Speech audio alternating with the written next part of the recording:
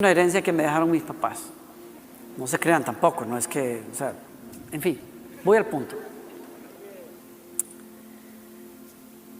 Para mí resultaba difícil como joven convencerme a mí mismo de que Dios pudiera y quisiera usar a una persona tan joven, aunque yo estaba dispuesto. Y para estos señores fue una lección, porque a veces Dios opera de las formas más extrañas por los medios menos esperados. Eso le pasó a Gedeón. Yo quiero invitarlo a que lea la historia porque me fascina esa historia. Quiero hablarles esta tarde acerca de confiar en la capacidad de Dios. Y Gedeón es un hombre, un joven, al que le toca salvar a su pueblo Israel, que está siendo maltratado por un pueblo, una serie de pueblos mucho más poderosos que ellos. Estoy leyendo Jueces, los madianitas. Miren cuál era el cuadro de este juez. ¿En qué situación Dios lo llama? Los madianitas eran tan crueles que los israelitas hicieron escondites en los montes, en las cuevas y en lugares fortificados. Así de terrible era la cosa. Esta gente, sus enemigos, no era gente fácil con la cual estaban tratando. Era gente muy difícil. Y dice, cada vez que los israelitas sembraban sus cultivos, venían saqueadores de Madián, de Amalek y del pueblo del oriente y atacaban a Israel.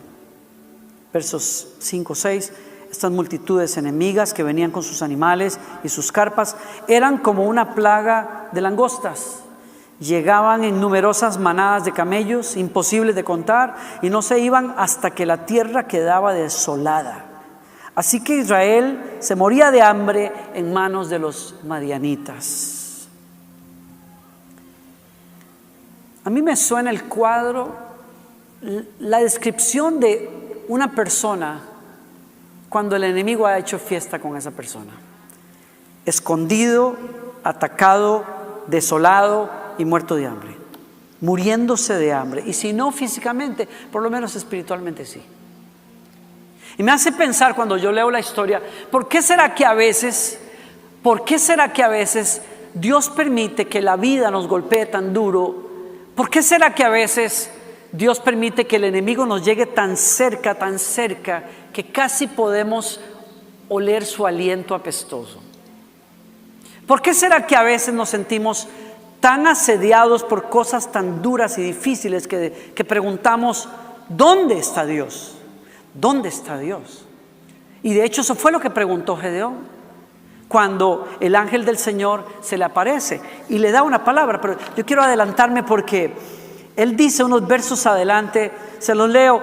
El ángel del Señor vino y se sentó debajo del gran árbol de Ofra que pertenecía a Joás, es el papá de Gedeón, del clan de Abiezer. Gedeón, hijo de Joás, estaba trillando trigo en el fondo de un lagar para esconder el grano de los madianitas. Y yo quiero que vea esto, la persona a la que Dios envía su ángel es un muchacho que está escondido en un lagar trillando trigo. El trigo no se trilla, no se avienta en lugares encerrados, se avienta en el campo para que el viento pueda separar la basura de lo que nos interesa. Pero la situación es tan patética que Gedeón está metido en el fondo de un lagar trillando el trigo por miedo, la palabra aquí, por miedo a los madianitas, y un miedo justificado porque eran crueles. La persona a la que Dios llama, a la persona que Dios busca, es una persona que está como todos los demás, atemorizado. Y ahí el ángel del Señor le dice, guerrero valiente, el Señor está contigo. ¿No se ha dado cuenta usted cuántas veces en la Biblia parece que Dios no está sincronizado con la realidad de las personas? ¿Cuántas veces Dios llama a una persona de una manera, guerrero valiente, y el tipo está escondido ahí, más bien haciendo la cosa para que nadie lo descubra? Y uno dice, ¿pero qué le pasó a Dios? Yo creo, como quizás usted entiende también, que Dios tiene una manera de tratar con nosotros que nos llama por lo que realmente nosotros somos, aunque la vida nos esté pintando otro cuadro de nosotros mismos. El enemigo nos puede querer convencer de que no servimos para ciertas cosas, pero el Dios del cielo que te hizo a ti, que me hizo a mí, ve con toda claridad, sabe que ha puesto una semilla tremenda en nosotros y llama a esa semilla a germinar por el poder de su palabra en la vida de nosotros. Y donde el enemigo está convenciendo a una persona de que es un cobarde, Dios dice: no, señores, es que no le he dado la oportunidad, pero mi palabra tiene el poder de sacar lo que esa persona realmente es. Guerrero valiente. Y ahí está él mirando para la izquierda y la derecha diciendo: ¿estás seguro? ¿Te dieron la dirección correcta? Como a María cuando el ángel le dice: dichosa tú, bienaventurada, bendita tú entre las mujeres, porque ahora concebirás y darás a luz. Y ella: ¿estás seguro que le dieron bien la dirección? Yo estoy soltera todavía, estoy desposada. Somos buenos muchachos, nos portamos bien. Nada de esas cuestiones, no, nosotros estamos bien portados. Así es que, ¿cómo va a ser esto? ¿Cómo puede pasar?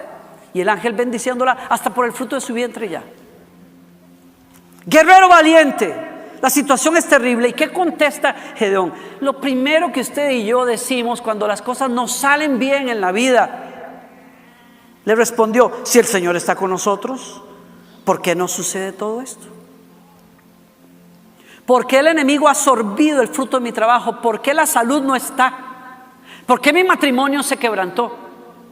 ¿Por qué perdí a este y aquel? ¿Por qué mi equipo no logra salir adelante? ¿Por qué mi compañía se va al piso? ¿Por qué nos pasan estas cosas si realmente Dios está con nosotros? No digo lo que voy a decir ligeramente, pero que usted y yo tengamos prueba, que usted y yo pasemos momentos difíciles, no es una señal de que Dios no está con nosotros. Es todo lo contrario, puede ser todo lo contrario. Lo vimos con Moisés. Precisamente los desiertos por los que los seres humanos pasamos muchas veces son el proceso de Dios para sacar su obra en todos nosotros. Y a veces no va a ser fácil y no es cómodo. La Escritura contesta la pregunta de Gedeón de dos maneras. Yo me refiero brevemente a una de ellas ahorita. Si usted lee el pasaje, lo invito a que lo haga. El pasaje dice que un profeta de parte de Dios vino a hablarle a Israel justamente antes de este encuentro de Gedeón con el ángel y le dijo: porque ustedes se apartaron del Señor, por eso Dios ha permitido que sus enemigos vengan a golpearlos donde más les duele. Y usted dirá: wow, pero qué duro. No, espérese un tantito ahí, como dirían los mexicanos. Dios es directo hablando de la raíz de nuestros problemas. ¿Por qué? Porque si no nos dice cuál es la enfermedad, ¿cómo vamos a buscar la medicina? Todos sabemos que hay cosas que no están bien en nuestra vida, pero a nadie le gusta que el evangelio le recuerde y le diga: todos somos pecadores. No nos gusta eso. No se siente bien. En el fondo lo sabemos.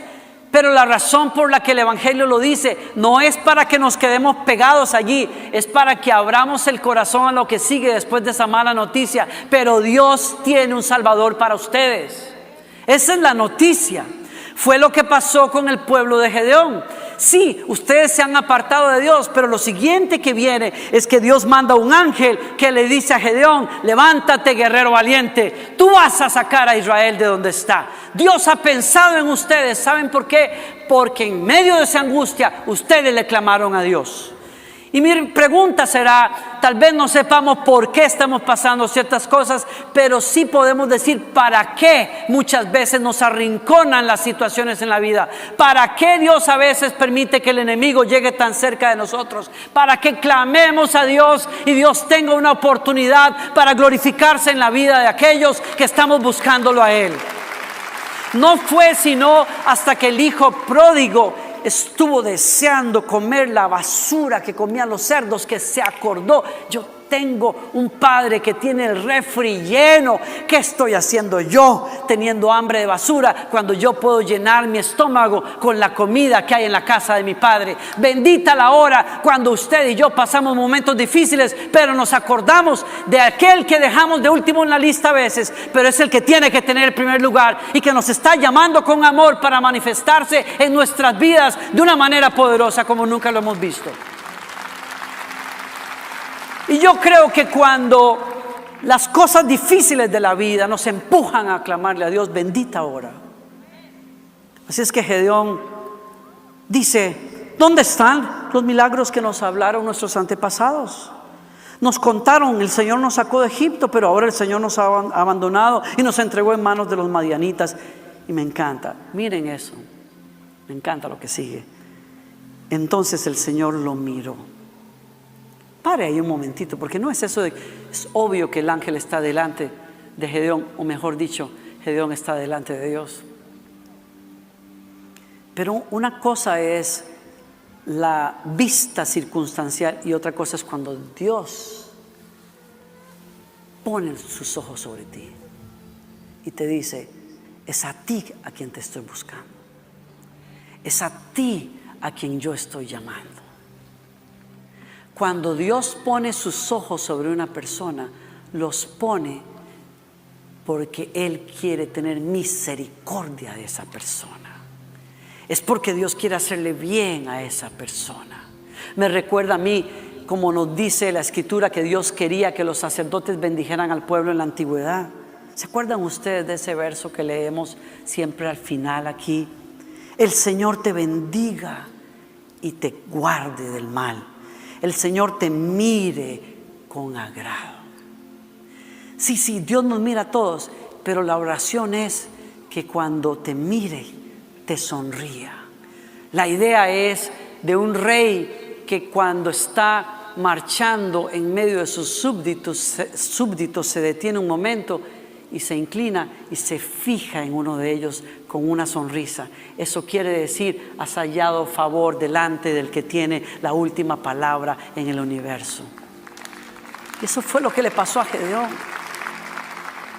El ángel se fijó en él, lo miró. Sí, estaba lleno de temores, estaba lleno de rabietas, estaba lleno de quejas, como somos los seres humanos. Pero la mirada de Dios traía el favor de Dios para él. Y óigame, cuando usted tiene la mirada de Dios, el favor de Dios lo alcanza. Cuando usted tiene el favor de Dios, lo que el enemigo haya hecho y los madianitas hayan hecho, tiene los días contados.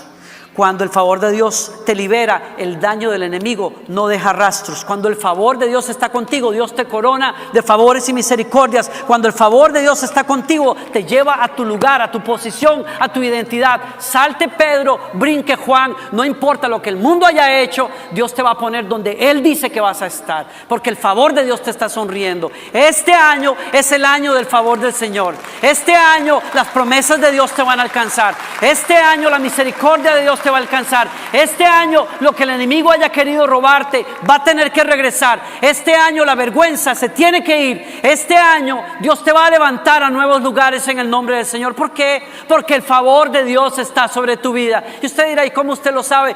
Porque Cristo Jesús vino ya. Y Él es el que dice: el Espíritu del Señor está sobre mí y me ha ungido para declarar libertad a los cautivos, vista a los ciegos, para que los que están prisioneros salgan libres, para que los que están deprimidos sean vestidos con óleo de gozo de parte de Dios.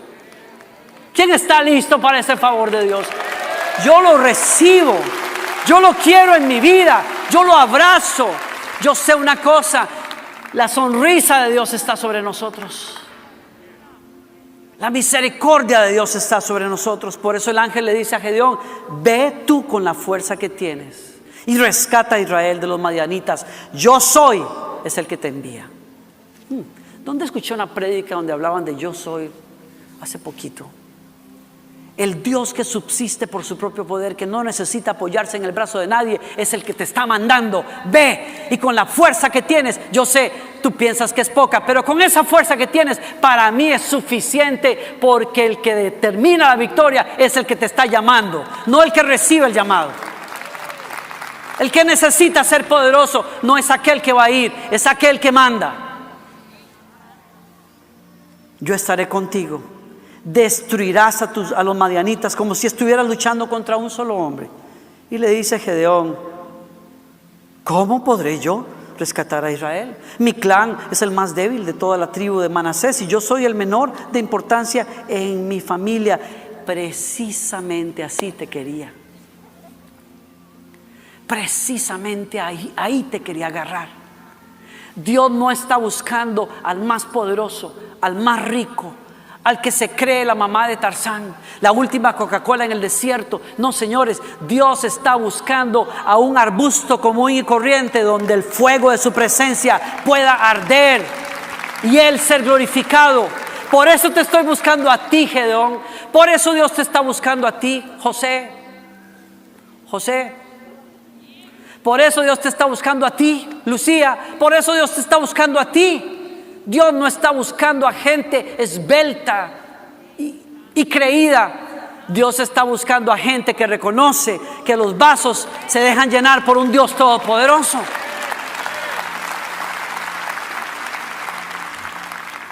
La sabiduría humana siempre apunta a la capacidad, a los números, a las probabilidades, al poder. Pero la sabiduría de Dios se complace en usar lo que es pequeño, que no tiene probabilidades naturales. Todo lo que uno necesita entender es quién está con uno, quién es el que nos está llamando y tomando en cuenta. Como se lo dijo a Moisés en el pasado, se lo dice a Gedeón en este momento. Cuando te pregunten, ¿y tú quién eres y con qué poder vienes?, tú vas a contestarles: yo vengo en nombre del gran yo soy, que prometió estar con nosotros. Y el que promete estar con nosotros respalda su presencia, respalda sus promesas, respalda sus llamados sobre nuestras vidas. Así es que poquitos versículos después, usted se encuentra al tipo que estaba escondido ahí en ese lagar tratando de salvar trigo de los madianitas, a ese que decía: yo soy el menor de mi casa y mi tribu es la más pequeña, la más insignificante de todas. Ahí tenemos a ese hombre que tiene un cambio de corazón y de actitud.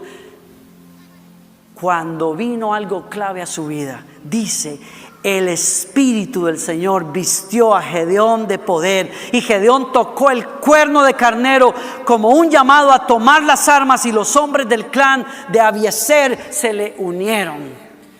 Una cosa es cuando usted trabaja con sus propias fuerzas. Otra cosa es cuando usted descubre el poder del Espíritu Santo en su vida. Jesús dijo: recibirán poder cuando haya venido el Espíritu Santo sobre ustedes.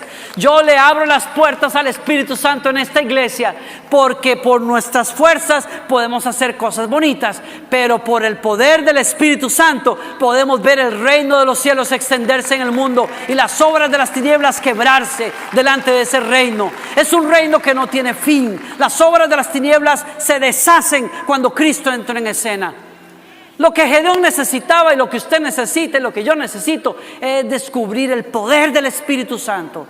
El muchacho tímido se convirtió en un caudillo. ¿Y saben qué pasa cuando el Espíritu Santo viene a la vida de las personas?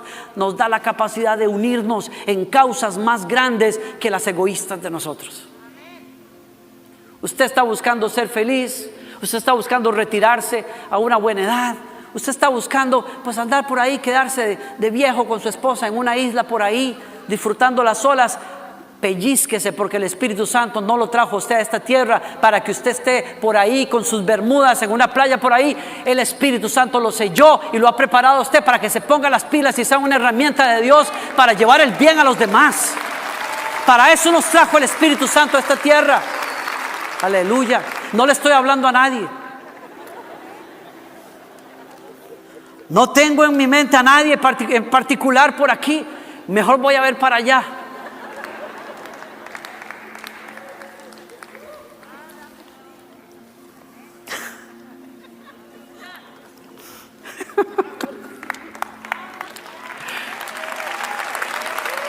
Todos nosotros tendemos a buscar, todos queremos una vejez feliz, muchos años, ver a nuestros nietos y a los bisnietos si es posible, y llevarla bien y poder darnos los gustos. Todo eso no es malo, yo no estoy diciendo que eso sea malo, pero abra los ojos cuando el Espíritu Santo está tocando la puerta.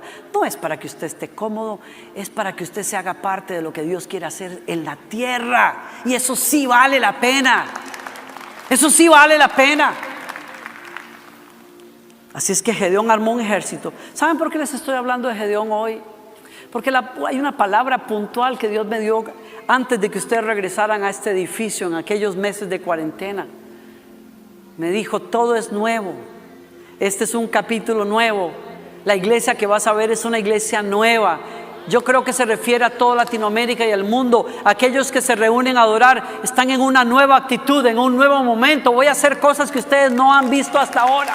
El corazón de ustedes va a ser renovado, va a ser fuerte, van a ser valientes.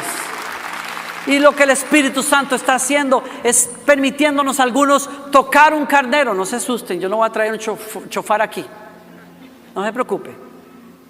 Pero lo que está diciendo ahí es, cuando el Espíritu Santo viene, nos da la capacidad de hacer lo que no podríamos hacer en nuestras propias fuerzas, y nos da la capacidad de ponernos de acuerdo. Usted pensará que para ponerse de acuerdo y hacer equipo la gente necesita química. No, señores. Si dependiéramos de química, muchos de nosotros no estaríamos aquí trabajando juntos. Yo creo que usted no me caería tan bien, y yo tampoco a usted probablemente. Venimos de familias distintas, culturas distintas. No nos podríamos poner de acuerdo, pero algo pasa cuando el Espíritu Santo viene a la vida de nosotros. Nos da la capacidad de liberarnos de nuestros egoísmos y unirnos en una causa que tiene que ver con el reino de los cielos y que es eterna. Y ahí los que no nos llevamos en lo natural, pues nos la jugamos. Y si no nos llevamos muy bien, pues nos perdonamos de vez en cuando. Y nos llevamos las cargas los unos a los otros. Y aprendemos a amarnos como Cristo. ¿Me estás siguiendo acá? Hay cosas que hace el Espíritu Santo que son extraordinarias. Y unge a Gedeón para que vaya a matar, a deshacerse de ejércitos crueles. Y aquí entran en escena las matemáticas de Dios. Gedeón alista un ejército tremendo, tremendo.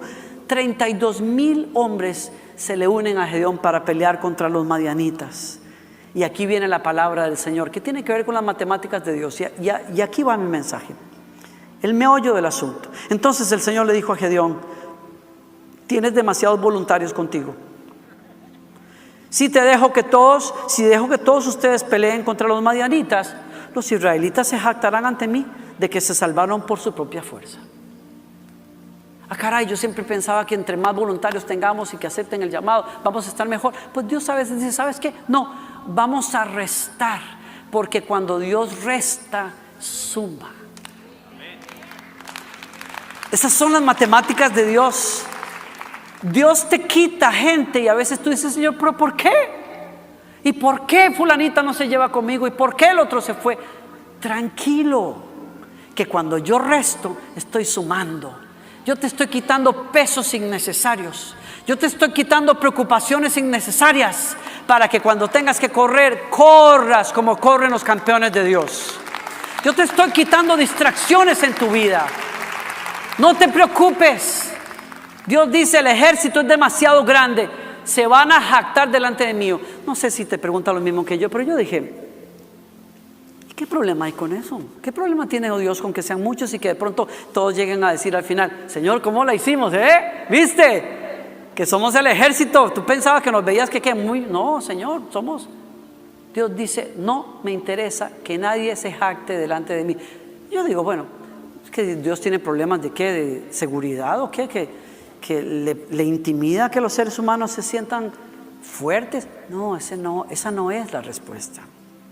Es que dejar a su pueblo, dejarte a ti confiando en tus capacidades, te dejaría parado sobre un fundamento muy falso y temporal para enfrentar la vida y la eternidad. Tú no puedes enfrentar los temas más importantes de la vida confiando en tus propias capacidades. Dios tenía que llevar a su pueblo y nos tiene que llevar a nosotros a esa confianza que nos permite ver lo sobrenatural, que no se basa en lo natural, que nos permite percibir la capacidad del amor de Dios que actúa a favor de nosotros cuando descubrimos quién es el Dios que está con nosotros, quién es el Dios que nos capacita, cuál es el Dios que sale delante de sus ejércitos. Podemos estar seguros de lo que sea que tengamos que enfrentar en esta vida o en la eternidad. Está parado en bases firmes. Es la eternidad de Dios, el carácter de Dios, la fidelidad de Dios lo que nos puede sostener. Ese es un buen fundamento para estar, no tus capacidades. Porque cuando Dios resta, le suma a nuestras vidas. Así que después de que Dios le dijo eso a Gedeón, ¿sabes cuántos quedaron? Es más, le dijo Dios a Gedeón, miren qué interesante, voy a hacer una cosa grande con ustedes, pero necesito moverlos de actitud. Necesito moverlos a un terreno distinto. Dile a todos los que tengan miedo que se vayan a su casa tranquilos, no les va a pasar nada. 10,000 hombres se fueron. Quedaron 22,000 personas. Yo creo que cuando Dios está preparándonos para hacer algo importante en nuestra vida, Dios tiene que quitar de la ecuación el temor, porque el temor paraliza a las personas y el temor es contagioso. No vamos a pasar esta pandemia llenos de temor. Vamos a pasar esta pandemia cuidándonos, sí, con sabiduría, haciendo lo que nos toca que hacer, pero no con temor, señores, porque el temor nos paraliza. Pero cuando usted entiende que el amor de Dios echa fuera el temor, usted puede caminar confiado. Tome precauciones, pero usted sabe que Dios está con usted. Así es que sacó a los cobardes. Y quedaron ahí unas 10,000 personas y el Señor le dice, ¿sabes qué ahora? Son demasiados todavía. Ponme a prueba a esos 10,000 hombres y vamos a hacer una prueba. Llévalos al arroyo, mira cómo toman el agua. Aquellos que se manden al piso a lamer el agua como si fuera un perro directo del río, mándalos a sus casas. Y aquellos que tomen agua entre sus manos y la beban mientras están vigilando, esos se quedan contigo. 300 hombres se quedaron. De 32,000 personas a 300 hombres. Yo no sé si yo hubiera sido Gedeón, yo hubiera dicho, ¿cuál es el rollo conmigo? Yo estaba muy tranquilo ahí, sacudiendo trigo en el lagar. ¿Qué onda con tu persona? ¿Me la quieres complicar? ¿Cuál es el punto de todo esto? ¿Por qué restar? Y Dios le dijo, ahora estás listo. Ahora estás listo. Me encanta lo que sigue. Y la noche antes de la victoria, el Señor le dijo a Gedeón, ¿sabes qué? Si todavía tienes miedo, te invito a que tomes a tu siervo y vayas al campamento de los madianitas, porque te vas a llevar una sorpresa. Y se van, se escabullen por el medio del campamento, llegan de noche y escuchan a 2 hombres conversando al fin de la noche. Y uno contándole al otro el sueño que había tenido, en donde veía un bollo de cebada rodando montaña abajo y aplastando la tienda de los madianitas. Y el otro le dice, yo estoy seguro que lo que ese sueño quiere decir es que Dios ya le entregó la victoria a Gedeón y a sus ejércitos. Estamos fritos, Dios está por ellos. Cuando Gedeón escuchó aquello, le hizo señas al siervo y le dijo, yes. Y se fueron rápido y tomando vasijas de barro, puso antorchas adentro y les dio cuernos, los repartió en 3 lugares y les dijo, cuando dé la señal, hagan lo que yo hago.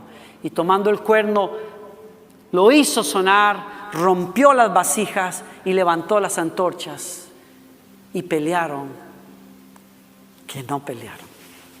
Porque Dios fue el que peleó por ellos. Y los madianitas se acabaron entre ellos. Cayeron en sus propias trampas. A mí me hace pensar eso en las palabras que el profeta le dio a otro hombre en la Biblia cuando le dijo, no es por el poder ni por la fuerza, sino por mi espíritu, dice el Señor.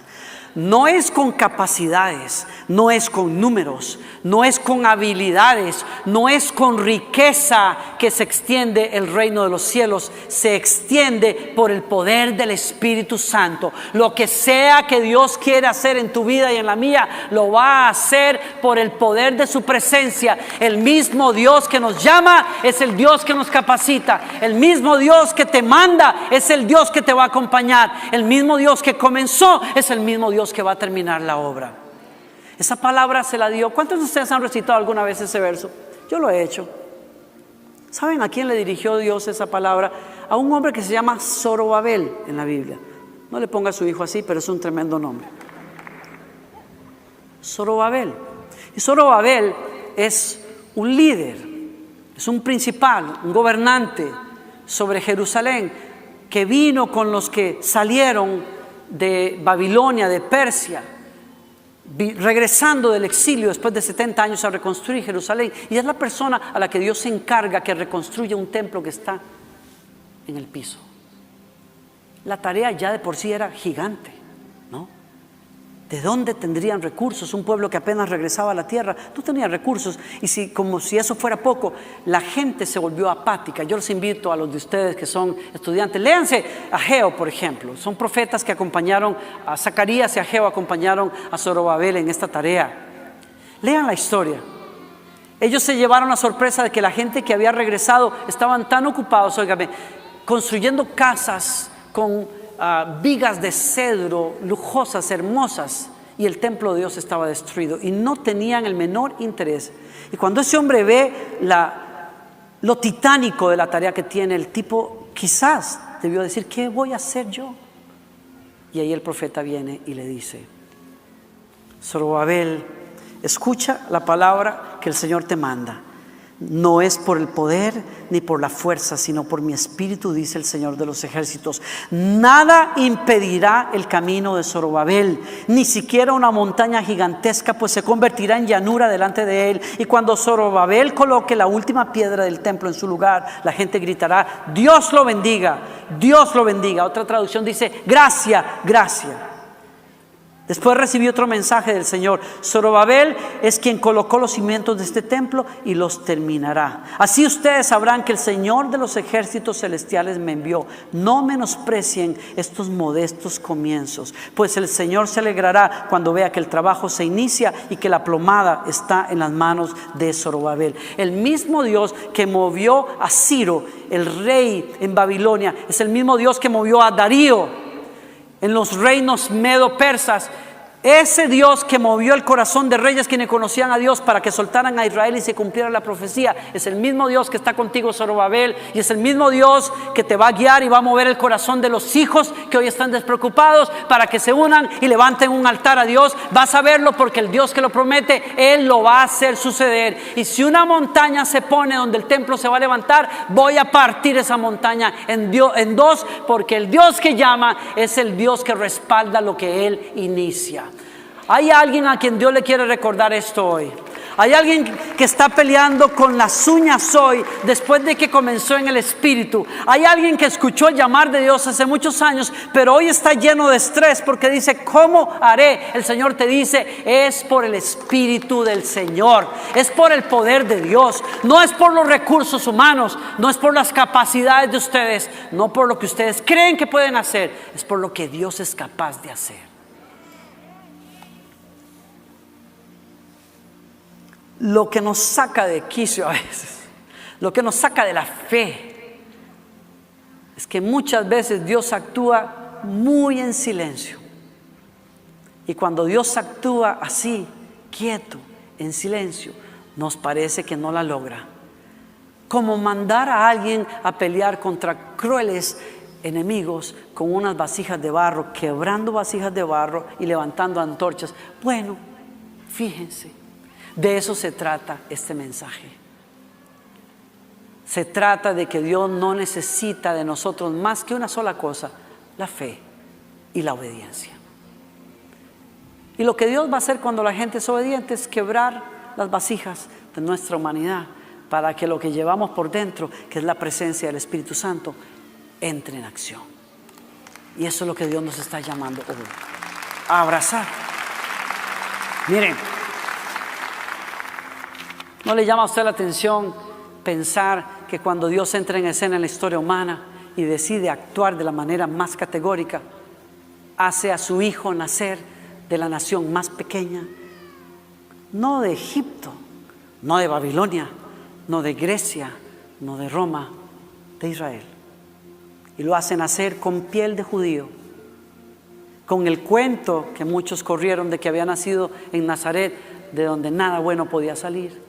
De lo menos probable, Dios saca la obra más grande y gloriosa que haya visto la humanidad. Dios encarnado en un judío, en un hombre como cualquier otro, pero que no era como cualquier otro, mandándolo a la cruz, a morir torturado en la cruz. ¿No te dice a ti algo acerca de cómo son los caminos de Dios, que nosotros no podemos esperar descifrar cómo es que Dios va a actuar la próxima vez, cómo es que Dios va a sacar tu familia adelante, cómo es que Dios va a llevar tu ministerio adelante. Eso a ti no te importa. Lo que te tiene que importar es quién es el Dios que está contigo, cuál es el poder que está actuando en tu vida y en mi vida. Pablo dice, el mensaje de la cruz es una ilustración de esa forma de actuar de Dios.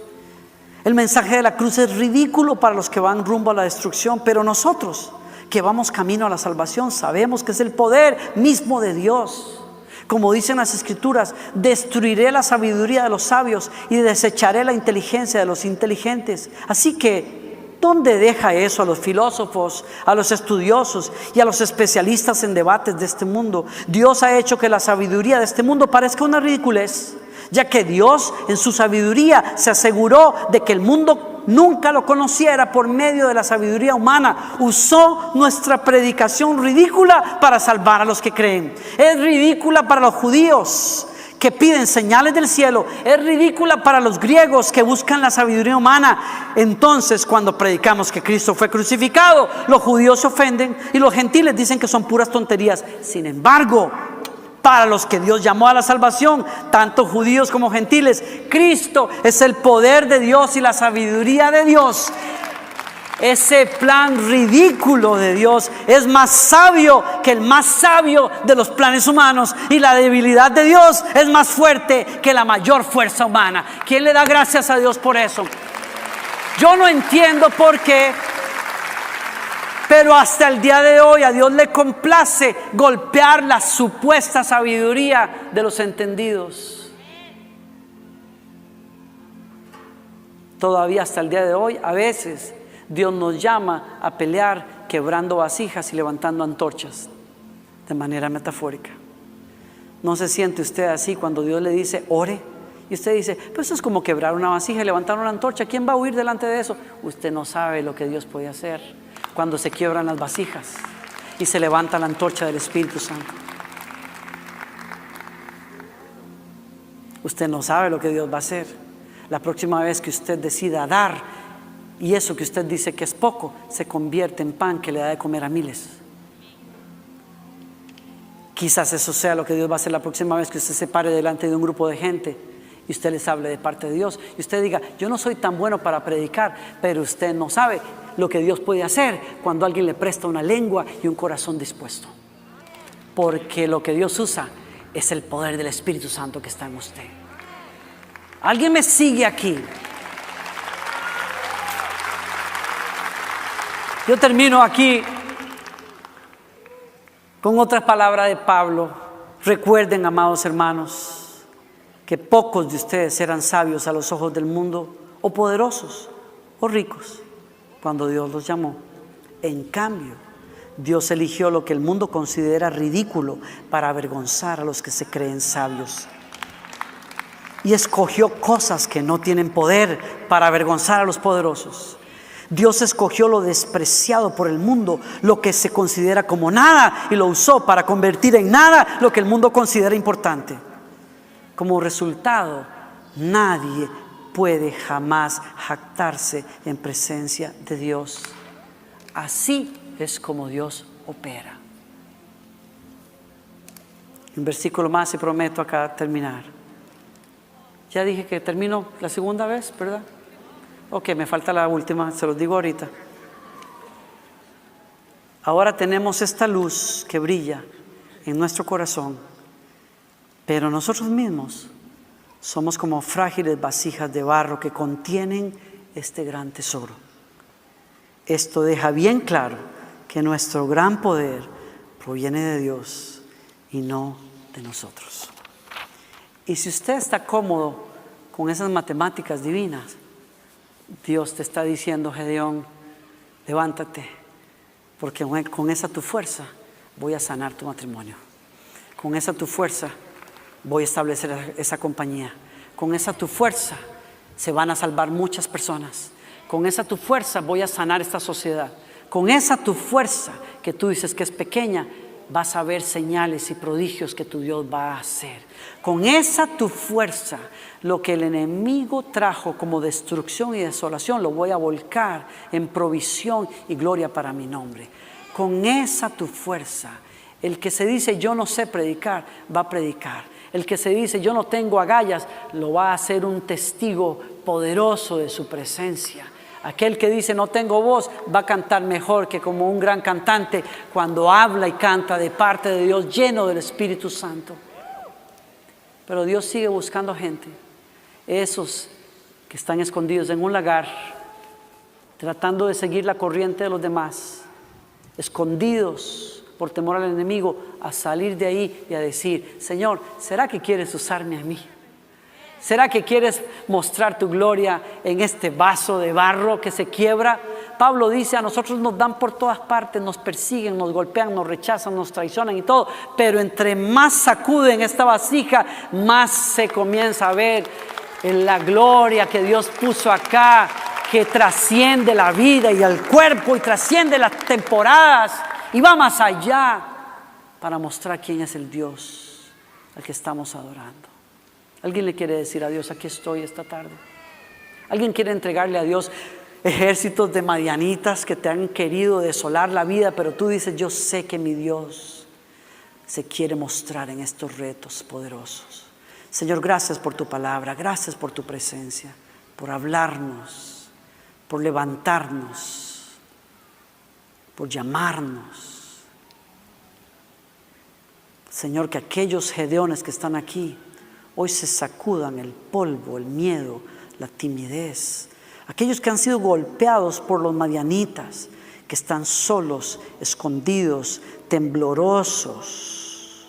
Aquellos a los que el diablo les convenció, tú no hablas, tú no cantas, tú no puedes iniciar nada. Hoy, Señor, se rindan al llamar de Dios, que les dice, el yo soy te está llamando.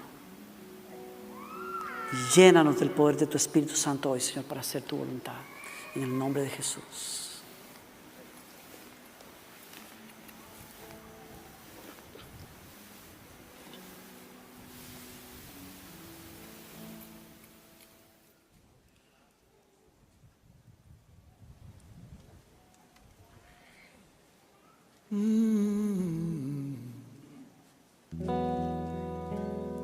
Yo no era sabio, yo no era poderoso, yo no era noble, yo no era el más bonito. Y aunque estaba lejos, tú siempre estuviste allí. Sé que lo que piensas sobre mí es diferente, porque tu locura es más sabia, porque tu fraqueza es más fuerte, tu corazón es donde yo me encajo, porque oh Dios, tu faz es mi identidad, porque tu locura es más sabia, porque tu flaqueza es más fuerte, tu corazón es donde yo me encajo, porque oh Dios, tu faz es mi identidad.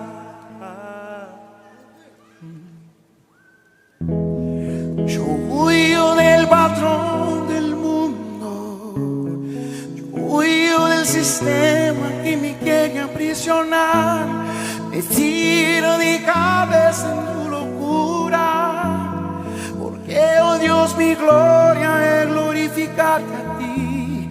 Yo huyo del patrón del mundo, yo huyo del sistema que me quiere aprisionar, me tiro de cabeza en tu locura, porque mi Dios, mi gloria es glorificar a ti. Dios, a ti. Dios.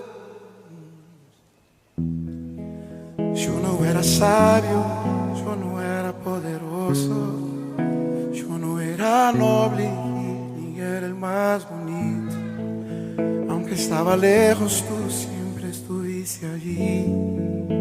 Sé que lo que piensas sobre mí es diferente, porque tu locura es más sabia, porque tu flaqueza es más fuerte.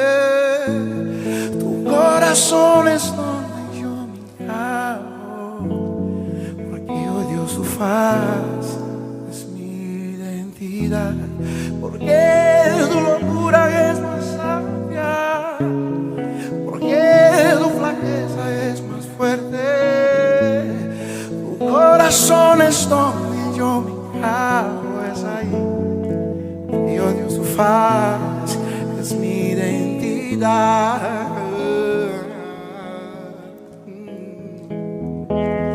Yo huyo del patrón del mundo, yo huyo del sistema que me quiere aprisionar. Me tiro de cabeza en tu locura, porque, oh Dios, mi gloria es glorificarte a ti. Yo huyo del patrón del mundo, yo huyo del sistema que me quiere aprisionar. Me tiro de cabeza en tu locura, porque, oh Dios, mi gloria.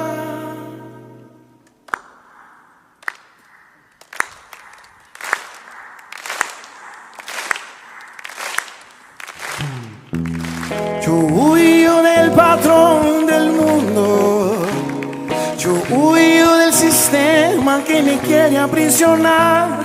Me tiro de cabeza en tu locura, porque, oh Dios, mi gloria es glorificarte a ti.